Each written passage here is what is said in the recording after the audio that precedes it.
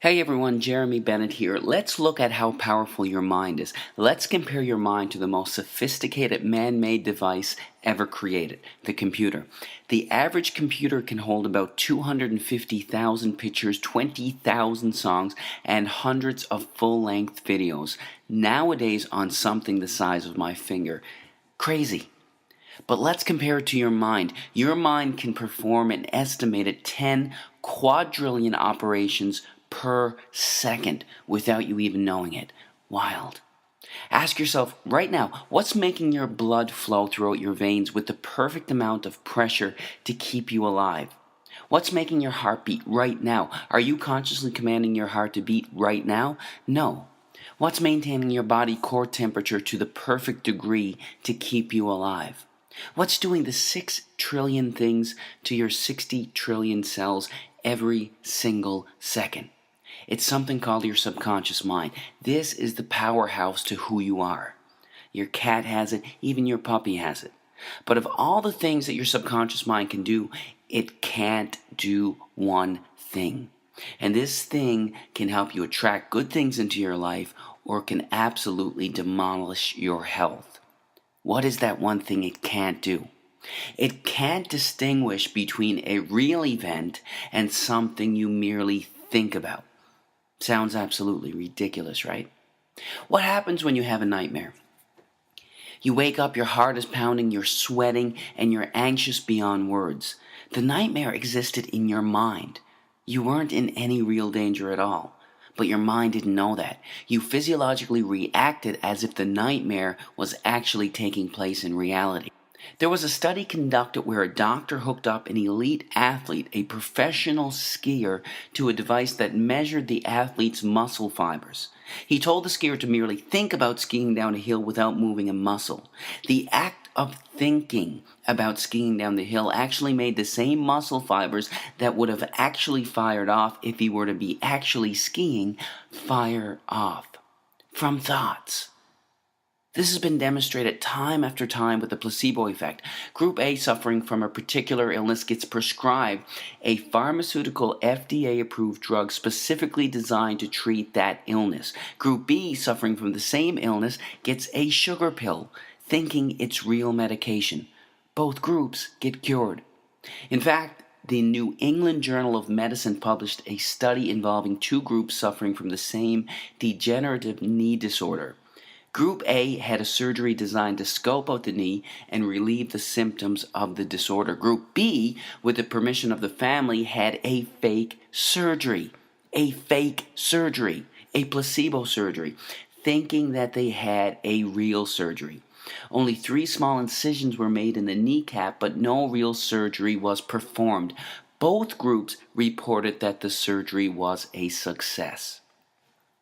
In fact, researchers are suggesting that a minimum of 1/3 of all medical treatment, including surgery, is due to the belief that the treatment is going to work. The placebo effect. Most people don't realize that there is also something called the nocebo effect. It's practically the opposite of the placebo effect. The mind, instead of curing illness, contributes to illness. That's what a hypochondriac is. Their belief that they are going to develop a disease actually causes them to experience the symptoms of it. Whatever belief you hold in your subconscious mind will become your reality. Bottom line. That's how hypnosis works. The hypnotist implants the idea in the back of their subject's mind, and the subject experiences whatever they hold there. If they hold the belief that there's a spider on their arm, their eyes actually see a spider on their arm. An amazing demonstration occurs when the hypnotist walks towards his subject with his finger extended. He tells the subject that his finger is hot and burning. The hypnotist slowly touches the subject on their arm, and a blister actually forms in the exact place that the finger touched. Now, this is crucial to understand in all healing. Free will, as we understand it, is practically an illusion. In fact, 2 to 4% of the time, you decide what you want to do. You actually make the decision. 96 to 98% of the time, you don't. You're on autopilot. Your subconscious mind controls your decisions 96 to 98% of the time. Don't believe me? Do you like ice cream? If you do, snap your fingers and stop liking it. Do you enjoy watching sports? Snap your fingers and stop enjoying it. You can't. 96 to 98% of the time, everything we crave, desire, and act upon comes from what we hold predominantly in the back of our subconscious minds. Whatever we hold predominantly in the back of our subconscious minds, we are attracted to in life. What happens when you buy a new car? It's the only car you see on the road for the next 2.5 weeks. You saw those cars before you bought your car, but why didn't they stand out to you? Because you didn't own that car yourself. You weren't thinking about it yourself. What you hold in your mind, you're attracted to in life. That's how subliminal ads work so effectively. They work so effectively that they are banned in over 10 countries as a way to advertise. So if what you hold in the back of your subconscious mind shapes your reality, what shapes your subconscious mind?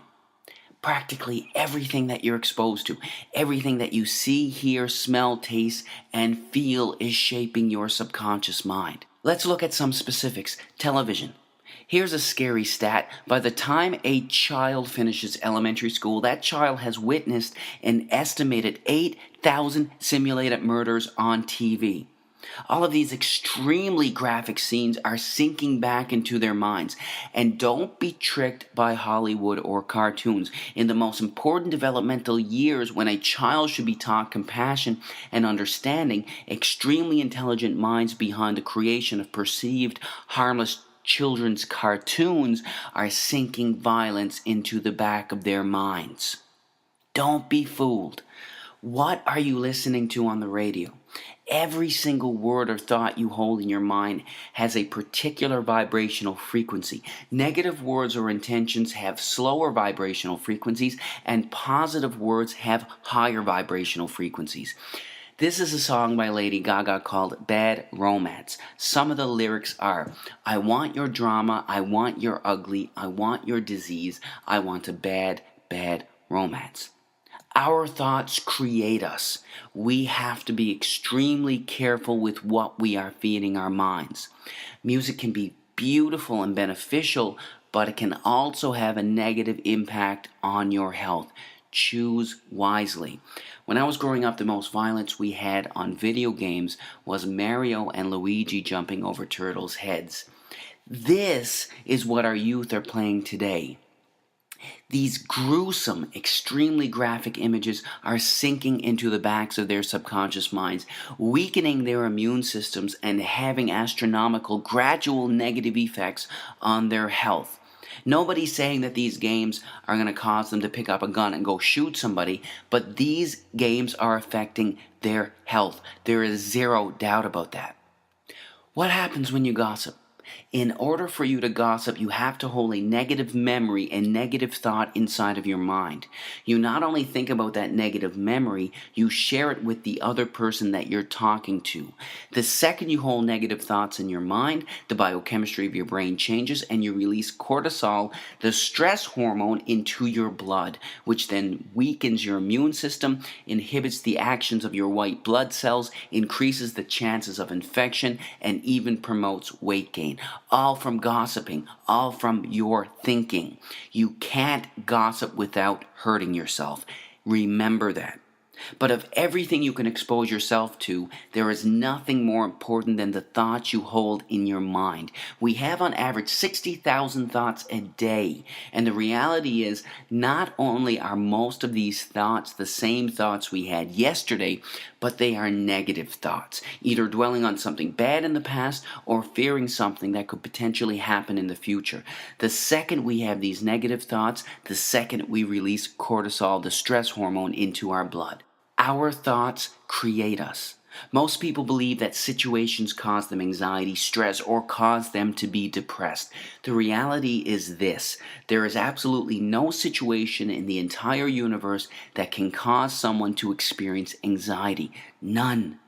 It's your psychological reaction to the situation that can cause you to experience anxiety, not the situation itself. This is crucial to understand. Why is it that when one person skydives, their brain releases endorphins, the good feeling chemical, into their blood, while releasing cortisol into another's? It's the same situation. How can the company of one person cause excitement in one person while making another person stressed? It's because it's never the situation that causes anyone to experience anxiety, but their reaction to it. You create your anxiety, not a situation. When you truly fundamentally understand this truth, that's when you realize that you control your anxiety, not a situation. It's one of the most liberating feelings you can ever experience. If you create it, you can take it away. Your thoughts control your life. You are the creator of your everything. Choose your thoughts wisely. God bless.